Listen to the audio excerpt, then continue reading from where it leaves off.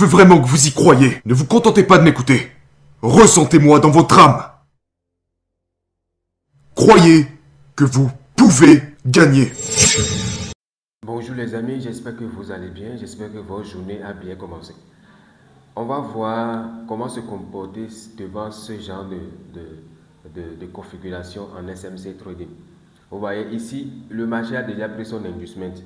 Si vous ne savez pas ce que c'est que l'inducement, vous allez devoir apprendre ça. Donc le marché a déjà pris son inducement. La manière dont moi je trade le SMC, si le marché ne prend pas son inducement, moi je ne fais rien. Donc le marché a déjà pris son inducement. La zone qui est ici, c'est la zone qui est déjà validée. Donc c'est un niveau qui est déjà prise, tu vois ça. Donc c'est un niveau de liquidité. C'est un niveau de liquidité que le marché a pris ça. Tout ce qui est ici, c'est des niveaux de liquidité. Vous voyez la trend line qui est ici. Voilà, la trend line qui est ici. Désolé.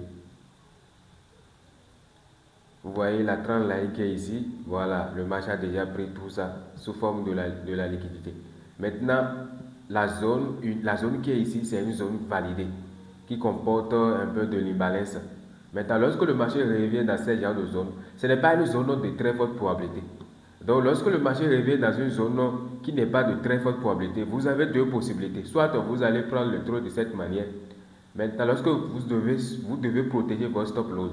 Maintenant, pour ne pas faire tous ces trucs, il faut attendre du moins confirmation au niveau de la structure interne du marché.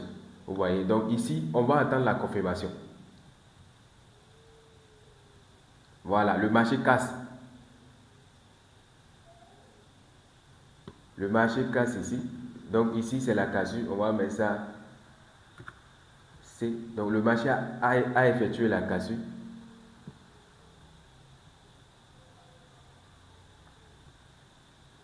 Le marché a pris l'inducement de la structure interne. La liquidité au niveau de la structure interne. On va mettre ça ici. Voilà. Après, maintenant, on va identifier une zone pour intervenir. Voilà. Le marché a encore créé un petit niveau de liquidité ici.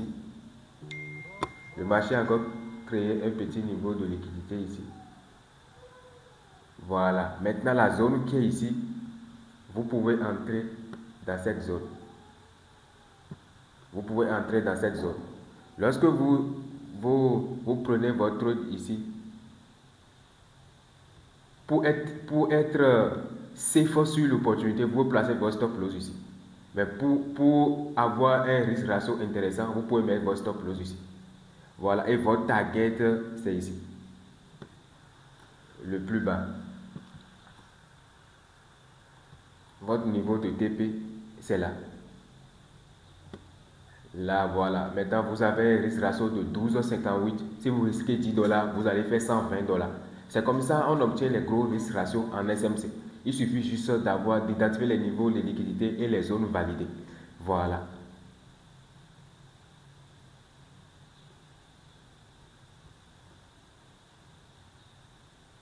Voilà, et le marché a fait TP. C'est un setup excellent que vous pouvez rencontrer sur le marché tous les jours. Il suffit juste d'être patient. Vous n'avez pas besoin de vous déranger avec les unités de temps pour chercher confirmation et autres. C'est-à-dire aller en M1, en M3. Non, vous pouvez rester sur comment on appelle, une seule unité de temps pour travailler. Voilà, j'espère que vous avez compris ça. Donc lorsque ces genres de situations se présenteront à vous désormais, il faut savoir ce que vous allez faire et comment vous allez comporter pour trader de façon safe. Voilà, merci.